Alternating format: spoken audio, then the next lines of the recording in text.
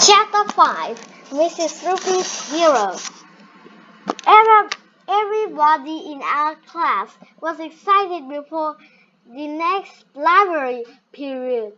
We all wanted to see if George Washington would be there again. When we got to the library, there was just this lady who looked a little bit like George Washington, except she didn't have on an army uniform all week.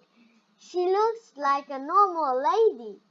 "Good morning, second graders," she said. "My name is Mrs. Roopy. I'm sorry I couldn't be here the other day for your library period." "But you were here," Ryan shouted. "You must be mistaken," Mrs. Roopy said. "I was home, sick in bed." "Can we see your wooden teeth again?" Michael asked. "Yeah, can we?" Wooden teeth. Did you know that George Washington didn't have wooden teeth at all?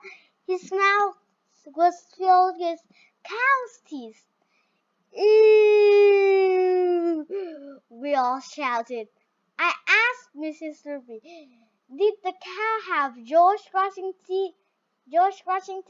teeth in her mouth?" "But was that you, wasn't it? Acting like George Washington?" said Michael. Mrs. Roopy's forehead got all wrinkly, just like George Washington's did when we told him about computers. "I don't know what you're talking about." We all looked at one another. I wasn't sure if she was telling the truth or not. "If I were George Washington, would I have this?" Mrs. Roopy asked. Then she picked up her shirt and showed us her belly. She had a little tattoo of a heart right over her belly button.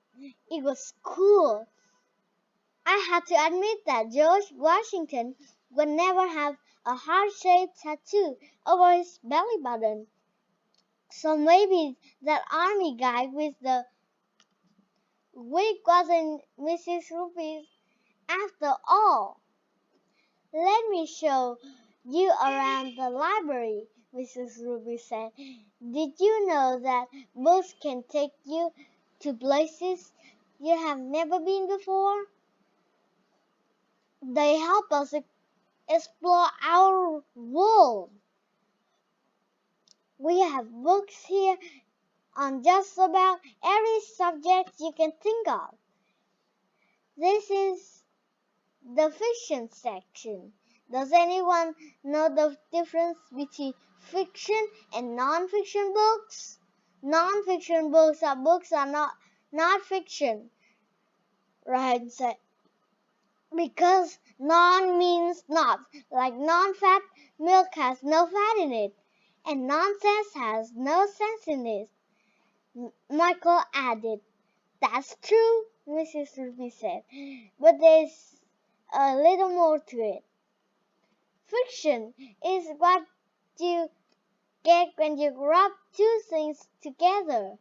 I said. Everybody laughed, even though I didn't say anything funny. "That's friction, AJ," Andrea said.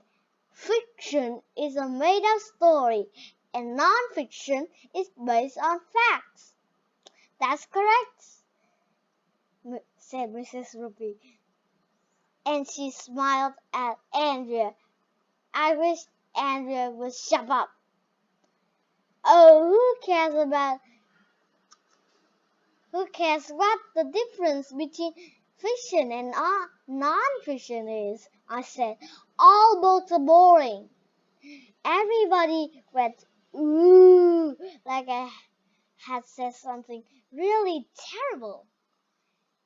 "But everybody needs to know how to read, AJ," Mrs. Ruby said. "Not me," I said. "When I grow up, I'm going to be a trick bike rider because you don't have to know how to read to do tricks on a bike. Yeah, me too, said Michael and Ryan. We told Mrs. Roopy that every day after school, me and Michael and Ryan ride our bikes together. I learned how to ride a two-wheeler in kindergarten. Now I can do a bunny hop off a bump. And I know the names of all the famous trick bike riders. I have posters of them all over the walls of my room. Gee, I don't know much about bicycle tricks, AJ, Mrs. Roopy said. But I've got posters of my hero on my walls at my home too. Who is the hero, Mrs. Roopy? Andrea asked. Melville Dewey. Melville Dewey? I asked. Melville Dewey was a very famous librarian, Mrs. Roopy said, and her eyes got all bright and sparkly and excited. Libraries aren't famous, I said. Melville Dewey was, said Mrs. Roopy.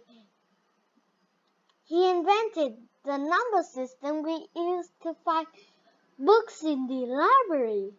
If it weren't for Melville Dewey, we would never be able to find anything. Wow, Andrea Young said, as if she was really interested in that boring stuff. So if you want to find books about insects, you go to number 595, Mrs. Roopy said. And if you want to find books about dinosaurs, you go to number 567. Libraries all over the world use the system that Melville Dewey invented.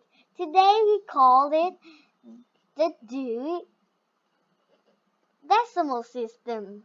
Did all the kids at his school make fun of him because his name was Melville? I asked. I know that if there was a kid named Melville in our school, we would make fun of him constantly. I don't know, Mrs. Roopy said.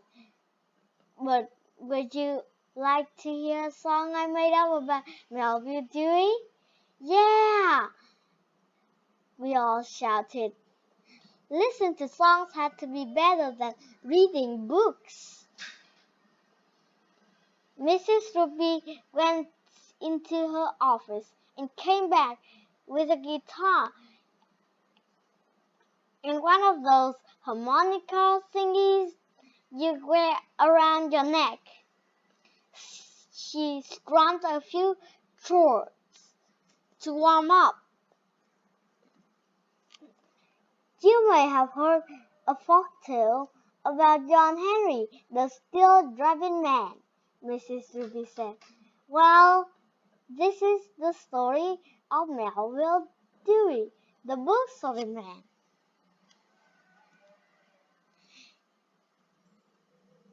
And then she started to sing.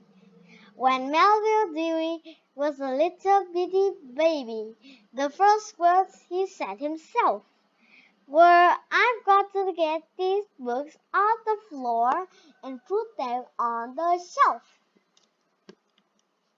Mrs. Roopy sang the whole song and played her guitar and harmonica too. It was a pretty cool song. This Melville Dewey guy had a race with a computer to see who could sort books the fastest. Melville won the race, but right after he sorted the last book, he dropped dead right on the floor of the library. It was cool.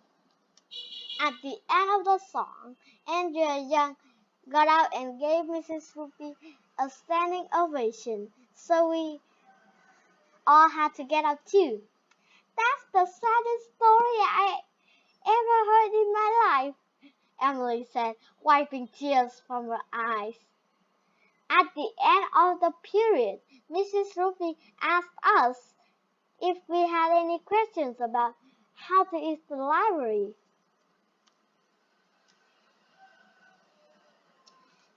Is it true that if we don't return our library books on time, you lock us in a dungeon under the school? I asked. Everybody laughed, even though I didn't say anything funny. Don't be silly, Mrs. Roopy said. The dungeon is on the third floor. I think she was telling a joke, but I'm not sure.